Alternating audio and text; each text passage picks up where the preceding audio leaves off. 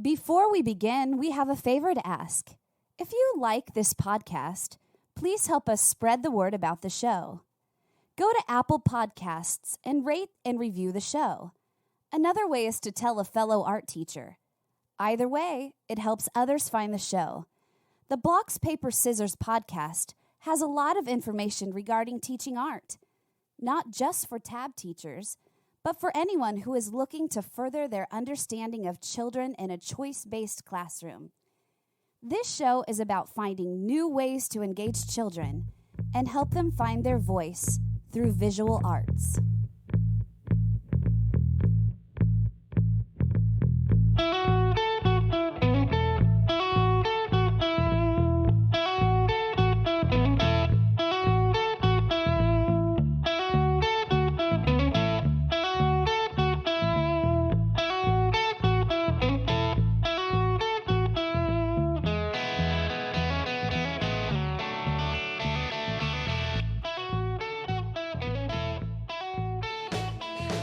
Hello, everyone, and welcome to the Blocks, Paper, Scissors podcast. My name is Clark Freilich. And I'm Clyde Gaw. Today, we are joined by a very, very special guest, Julie Toole. Hello. Clyde and I have wanted to get you on our podcast for a long time, and it only took a national pandemic to get you here. Now that she's here, let me tell you why. Julie has been a teacher for 30 years, 20 plus in Chicago public schools. She currently is teaching art at a private progressive school, pre-K through 8th grade. She's been a TAB teacher and a TAB mentor for the last 10 years and co-leads the elementary level group at the TAB Summer Institute at MassArt and part of the executive board for TAB Inc. As a transracially adoptive mother of 2 children of color, she's been on a personal journey on understanding her whiteness and privilege in order to be actively anti-racist in her work and life. This has led her to participate in SEED, Seeking Educational Equity and Diversity, cohorts, and then to do the training to become a SEED facilitator at her school. She has co-led groups for parents and for staff. She's also part of the EQaT team. We call it equate. At her school, Equity in Action, the parent equate group, and teach elective courses for middle schoolers called Artists as Activists. 5 years ago, she started a GSA, Gender Sexuality Alliance club at her school, and together they do school-wide events such as Day of Silence and Ally Week. Welcome, Julie. How you been? Hi. I've been okay. I've been learning a lot. I think this opportunity to be home and to being forced to learn lots of new things has been quite good. And I think as TAB teachers, we love these kind of challenges. I think, how can we think about, doesn't matter if we're teaching on a cart or we're teaching virtually or we're teaching, in an overcrowded classroom, we can deal with it because it's about relationships and it's about our students and it's about knowing our students and what they need. So I know that I have a lot of privileges to be able to be home and still get my salary and be safe and have my family here with me and have this opportunity to continue to grow as an educator. So pretty good for the most part. So did you find as a TAB teacher, and we're all TAB teachers, is the technology part of it more frustrating, or the fact that you can't be with your kids and work with your kids? I just miss the energy of a studio that you can't replicate on an online format. Right. That flow that goes, that the way that I can, navigate between group to group and kids are on the floor and kids are in the hallway and just jumping in and out. I miss that buzz. I miss that energy. I miss that excitement and creativity of the space. And it makes you realize how special our physical spaces are, whatever they may be, however big, however small. There is something pretty magical about what happens. And my kids have shared that as well. They're like, I just really miss being in the studio. I have former students that come back sometime. They're like, they want to come in and sniff the studio. Like, I got to be back in here and smell it again. You know, it just has this kind of visceral experience for them from being in this space where they, I think, feel safe and had so many positive experiences. So that's It's been the hardest part. The technology, you know, we're learning, and this is an opportunity for us to be like, to show our kids that we're learning too, and they're teaching me some things too. it's funny you say that about the buzz. I did a draw along today, and Mm-hmm. just setting up about 15 minutes before it started, I had some kids get on. They were just into the room. They go, "What are we going to draw?" And I said, "I don't know." I said, "What do you want to draw?" And they go, "We just want to draw with you." Hmm. And Yeah. so I said, "Well, we can just draw whatever we want." So I had about 20, 25 kids join the group. I had them mute their mics Yeah. at first so I could speak, but that really doesn't make any difference for them. But then I said, "Go ahead and turn your mics on," because it wasn't the same to Mm-hmm. teach to a quiet room. But Mm-hmm. then when they all turned their mics on, it was a buzz. It was just everyone, they'd be talking to their sister or somebody else in the room. It was just nice to have that buzz, even online. So, Yeah. Julie, Clyde here. Thank you so much for being on Blocks, Paper, Scissors podcast. Clark and I were lamenting earlier that it's only taken us 22 episodes to get you on. I know. What's up with that? We have to complain to our agents Ah, who administer the show. I'm not that busy. But you were talking earlier about the special place that the Tab Art Studio is in the K-12 setting, and I was thinking about the special conversations that go on in a Tab classroom when we're talking to kids about their art, Yeah. or and Clark was talking about how the audio was muted on the Google meeting that he was conducting class in. And thinking about the Tab classroom, you're in the space, and special conversations Yeah. and dialogue is a critical part, I think, of what makes the Tab classroom a really special place.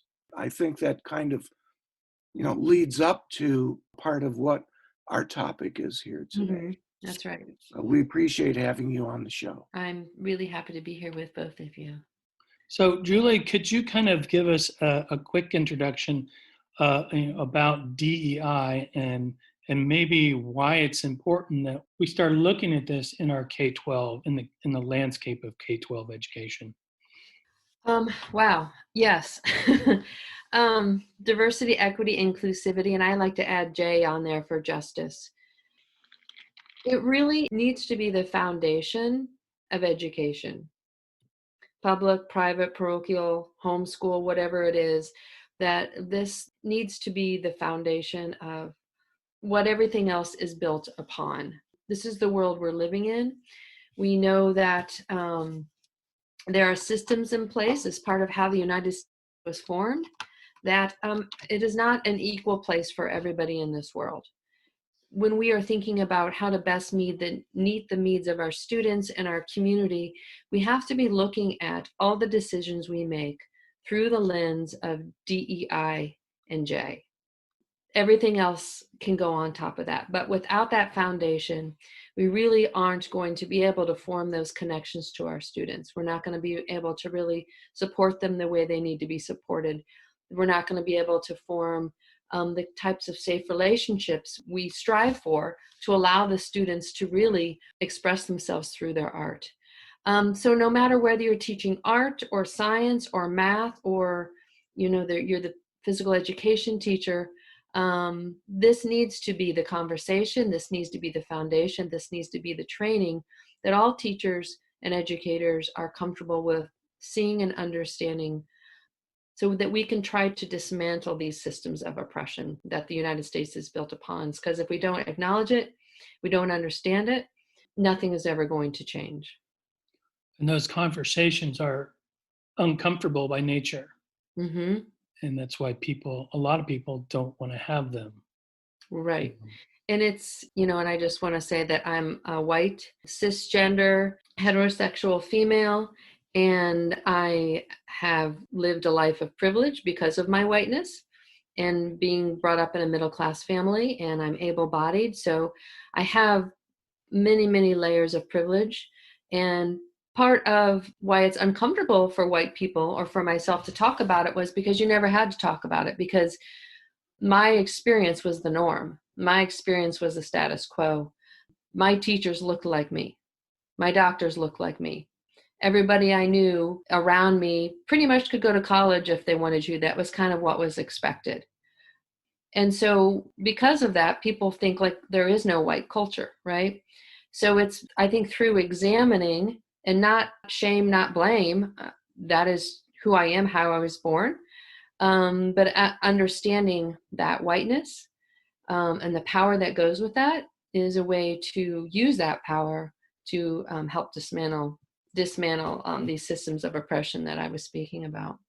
That's a tremendously important acknowledgement, one that I am currently doing some reflection on also. And, you talked about the foundations for education within a school setting that acknowledge diversity, equity, inclusion, and justice. Mm-hmm. And when you think about the way schools are structured, Mm-hmm. I'm going to use a word here called hegemony. And folks who are familiar with that word know that it means that we reproduce the conditions in society that exist, with the injustices that are in society are reproduced in the school. And so Clark and I had these conversations about grades.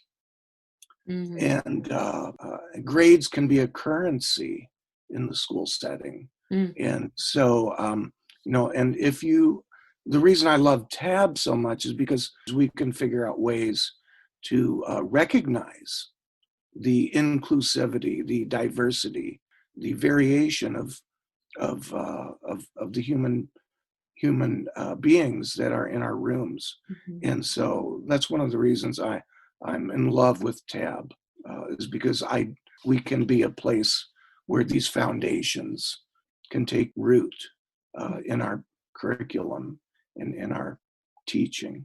I think something that's important to express and to name is that this is a lifetime journey with really no end goal other than working towards being actively anti-racist in my work and in my life, right? So I think back to some of the things, some of the decisions, some of the ways I structured myself before I had done some of this work. And, I'm embarrassed about it. I'm like, can't believe that I did that. And it's just, I think, important to acknowledge that everybody is on a different place on that spectrum. And then as long as we are moving forward along that towards becoming more understanding our own identity and our own stories, then we can really start to celebrate and understand the stories and voices of other kids. I think in a TAB classroom, what is so natural is that because kids are intrinsically motivated to make art that is part of who they are and what they love, and they can use their art as that kind of expressive tool, we know kids on a deeper level than they would be in a typical art classroom. So understanding and creating a safe space where the student feels seen and heard in your curriculum, on your walls, those kind of things kids notice. And that's going to help those relationships that are going to really thrive and soar in a TAB classroom for all our learners, all our artists. No question. I was thinking about Jean Dubuffet, who's a Frenchman, was a huge advocate for children's art that was uncooked by, I want to say, the Western artistic traditions. He was, interested in outsider art, art that is, what he called raw art.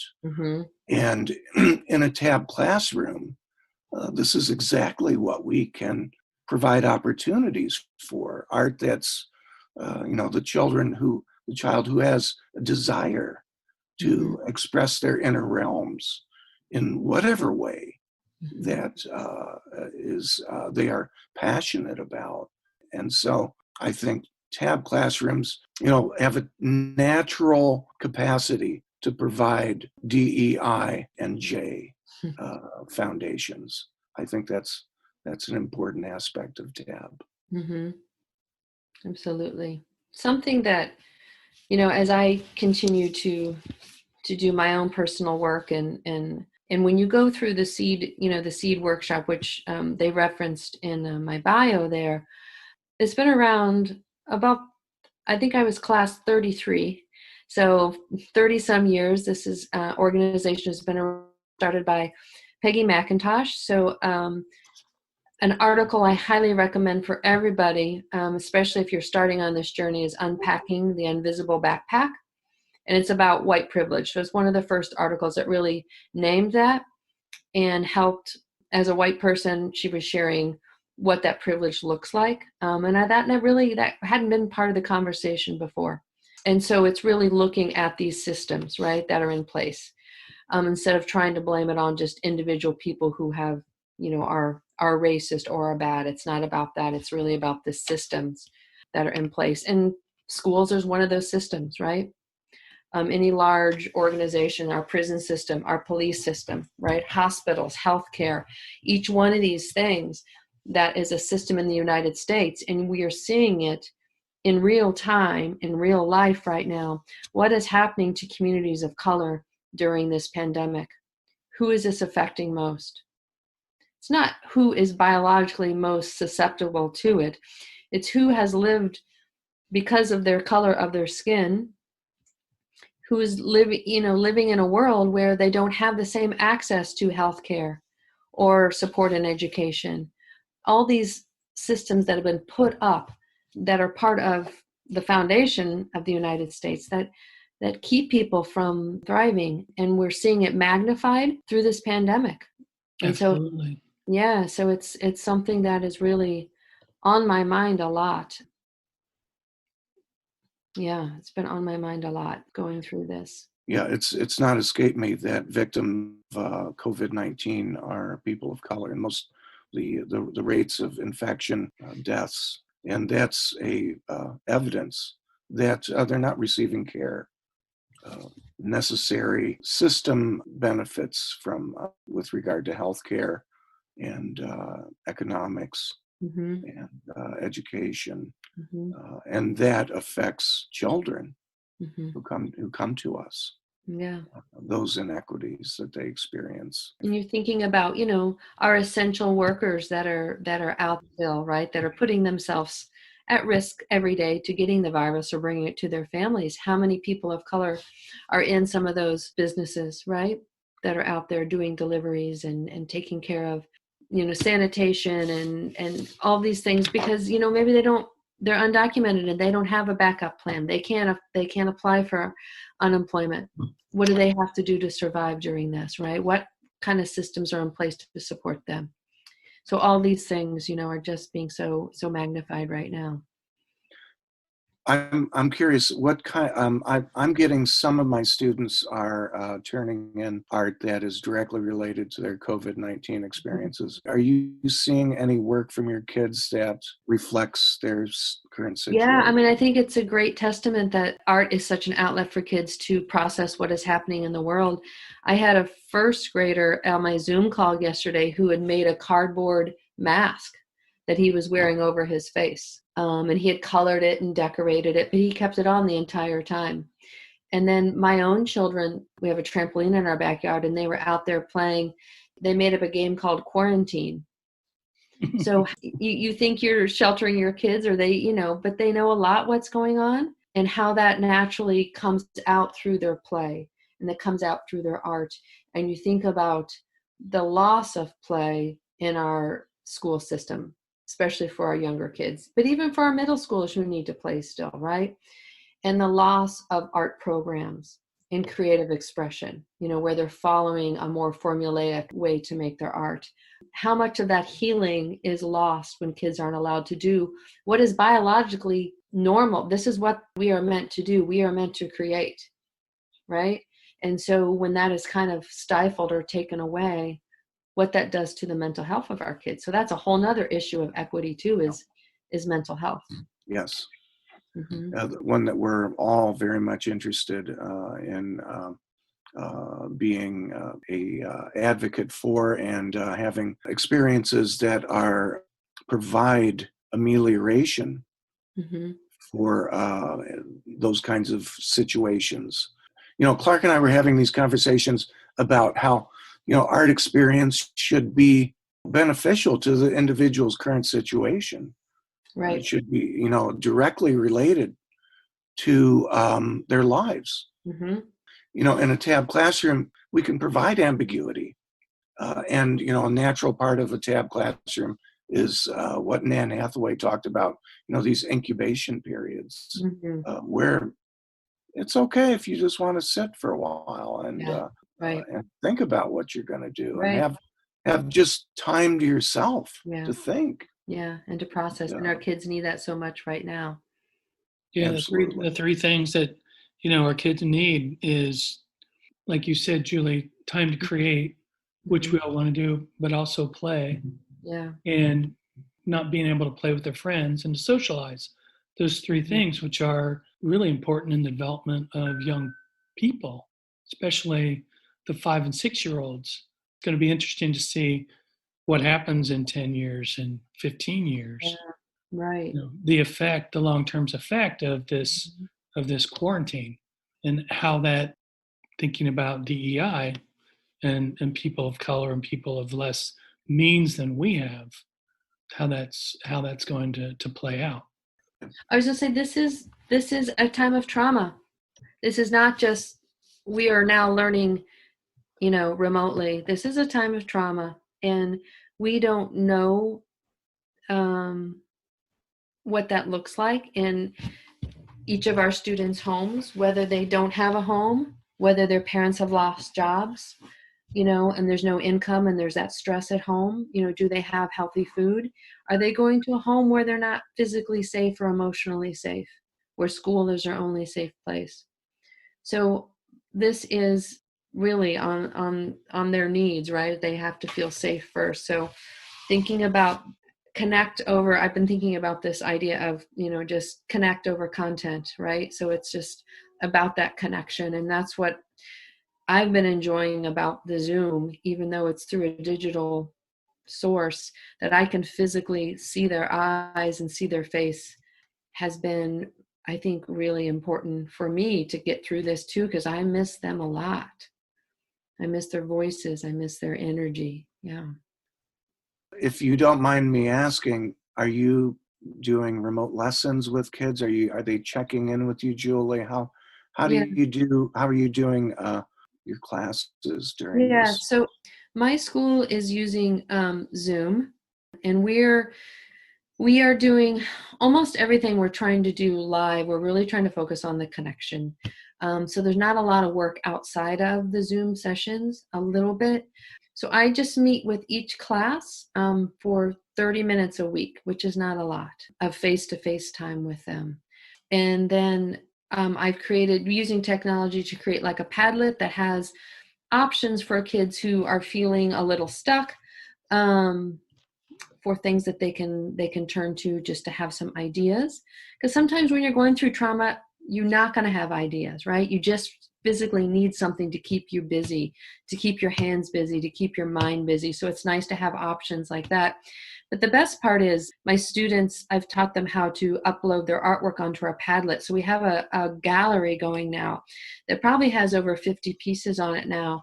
And just to see that come to life, and to see the things my kids are making, and then the conversations that are going on, where kids go on and you can comment and like, and other people's artwork. And just, I've been using this time to connect to them as an artist. This is such a gift that I have this time to do my own art. So I've been making art every day, and I've been sharing that with my students. And I think in a way that probably would not have happened if we were just in person.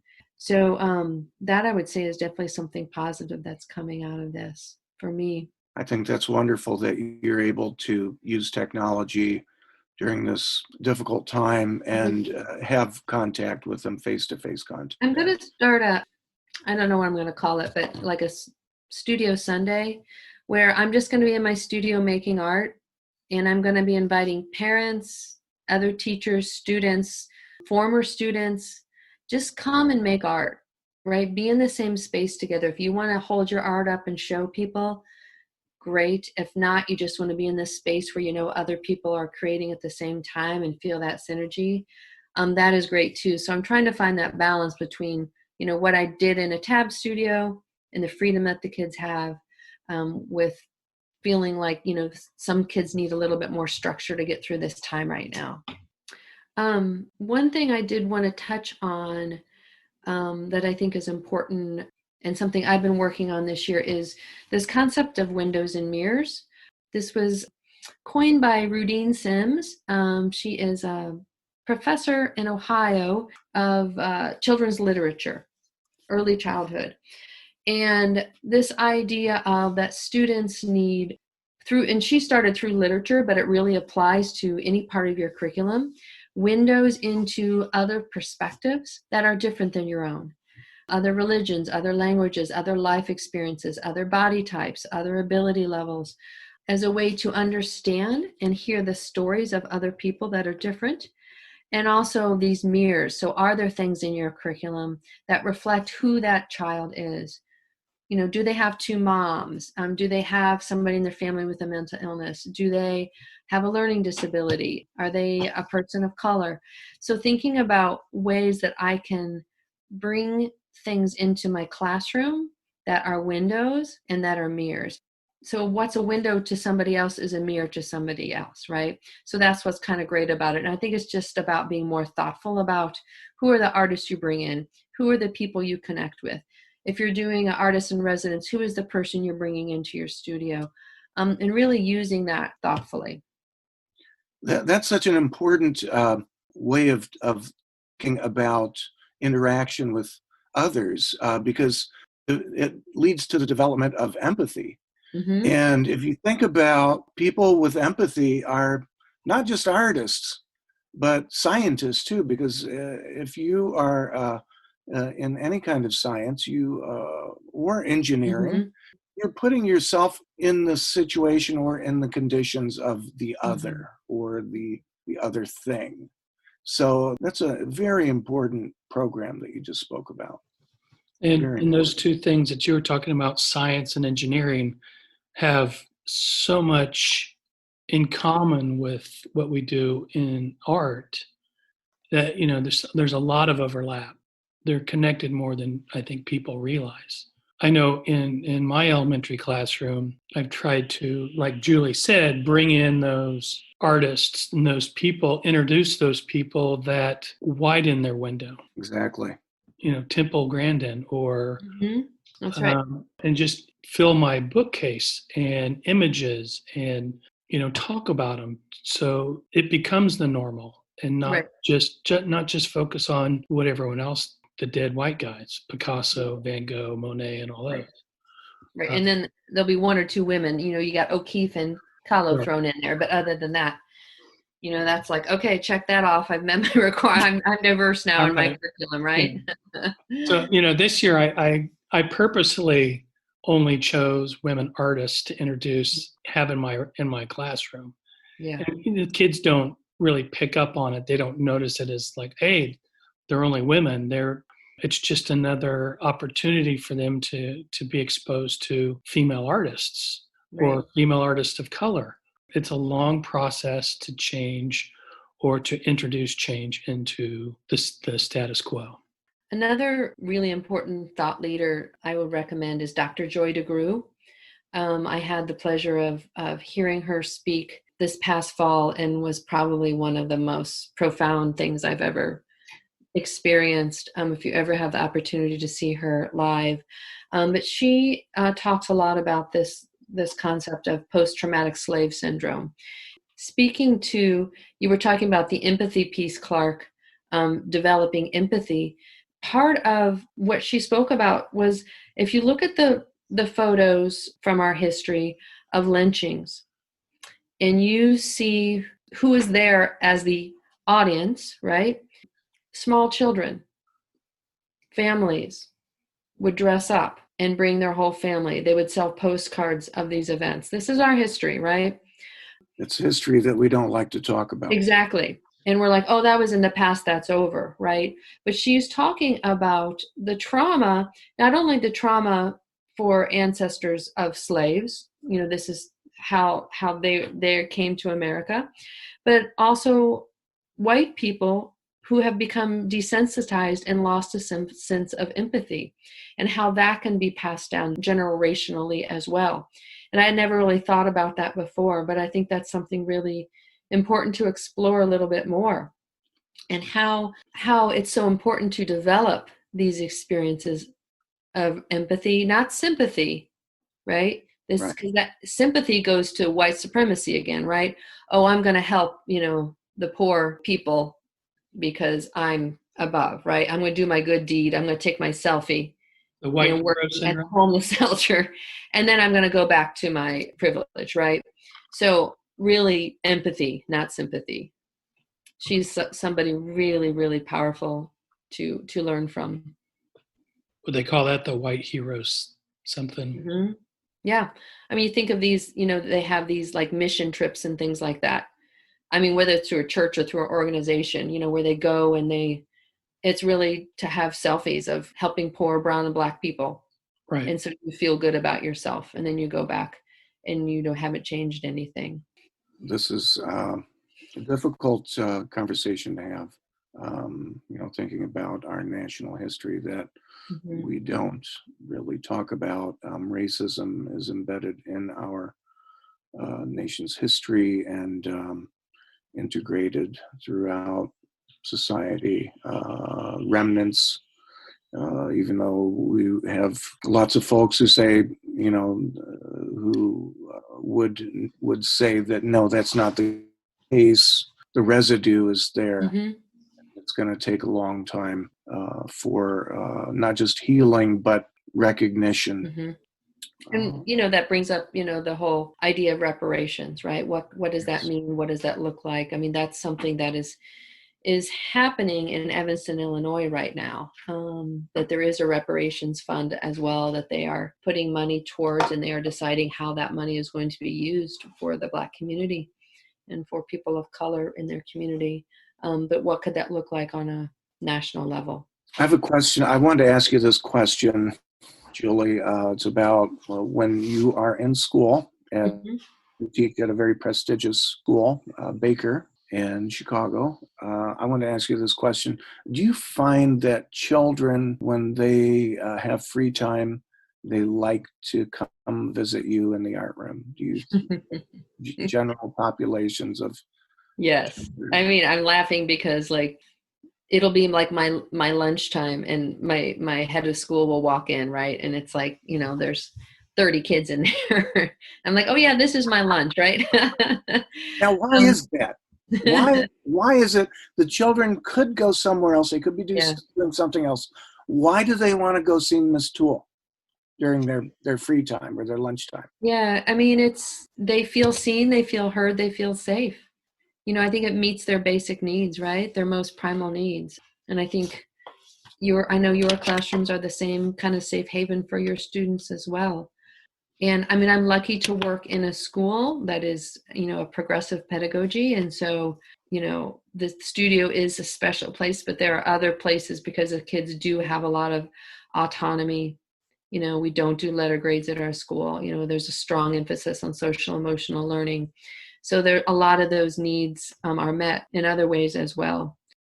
It's the community as well. I work hard, and I know you all do too, at creating that community of artists.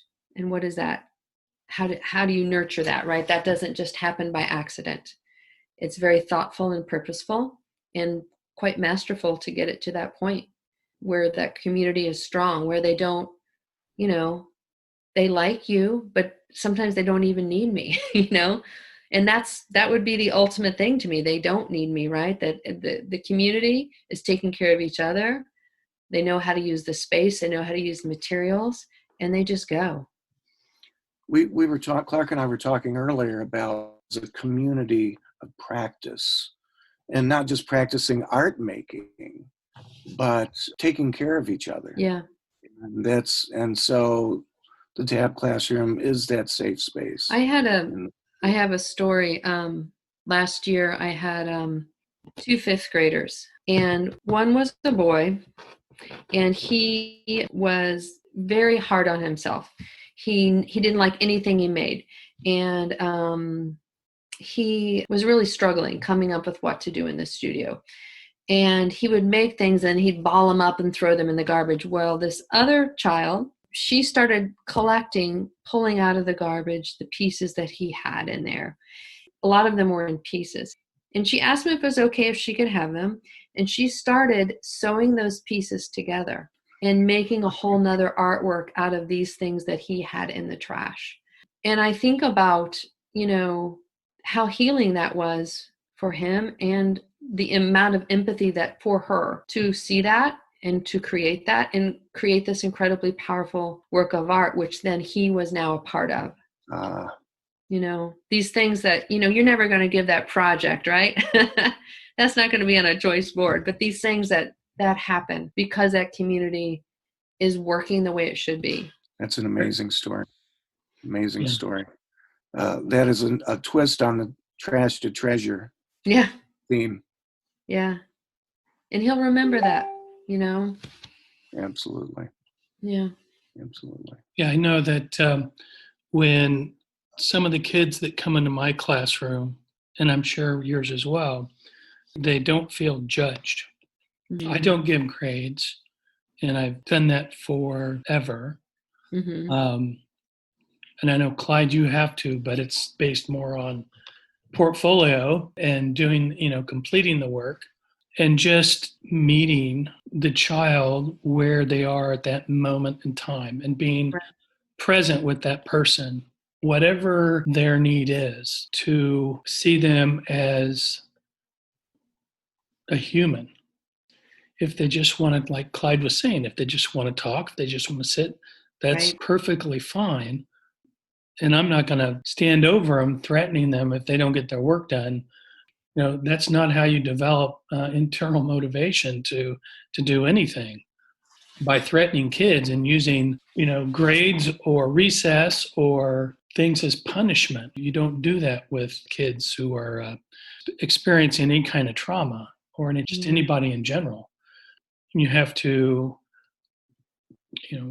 it's just more than that. Examining what and how you say and how you talk to kids, so that your words aren't clubs to bludgeon them. And we hope kids realize that when they come into our studio. That's why they're flooding to our studio. They want to.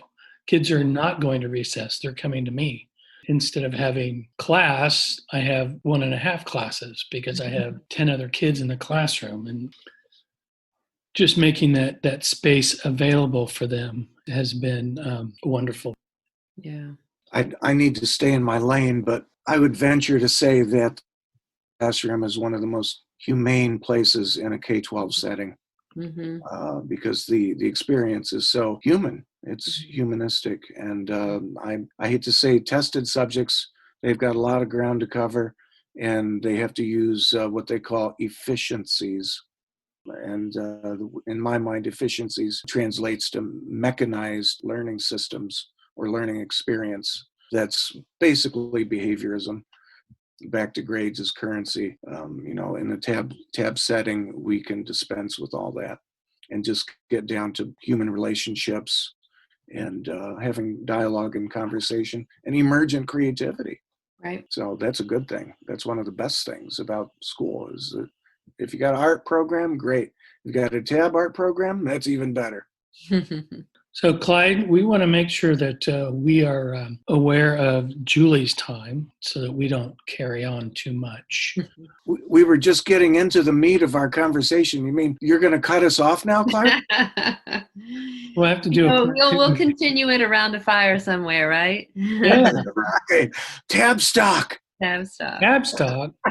We'll get back together again. I hope so. We can put the tents 6 feet apart, right? We do that anyway. I'm still looking forward to that. Holding out hope. So anything that, any good books you're reading? Clyde, I know you always have your nose in a book that people might be interested in picking up at their local philosophy store. Right now, I'm reading Outsider Art by Daniel Wojcik, which is really good, and also a book by William Pinar, Curriculum Theory. You're still reading that? Yeah, it's a rich book. I know. I left it at school. I didn't get a chance to grab it when I have a couple other books I have to read before that. So Julie, when you have a chance to read, do you like fiction or nonfiction? I like nonfiction. Yeah. Right now, I really haven't been reading much. I've been making art. So yeah, that's really quite exciting. So that's been, if I have free time, I'm pretty much in my studio right now and kind of documenting my life through this time in history, right? Historic. Yeah, and I think that is a great way for our students to, going through this, living this, in their own childhood, to document and to process what's going on in the world and trying to make sense of it and holding out hope, Art is that hope. There's a fog of uncertainty. Yeah. Yeah, I've been reading books that I've started, and now I have time to finish them. I'm reading Learner-Centered Innovation. Reading that, finishing that up, and then my next thing is Homo Ludens, which is about the study of play, element, and culture. And I've also been trying to learn the ukulele as well. Oh, Rick just bought a ukulele a couple days ago. He and his sister, she's in Portland, they're both going to do it together. Hey. So cool. You guys better be careful. Are you going to take us out with a song? No, I won't. That'll make an appearance at Tabstock one of these years. Probably. I won't submit our listeners to that at this moment. So I want to thank you, Julie, for sharing your time and knowledge of this very important topic, and all of you for listening to this podcast. We appreciate it. I'm Clark Freilich. And remember, if you like what we're doing here, please rate us and review us in iTunes. It not only helps the show, but helps others find the show as well. Until next time, thanks everyone. Bye. Bye. Thanks for listening. Bye-bye.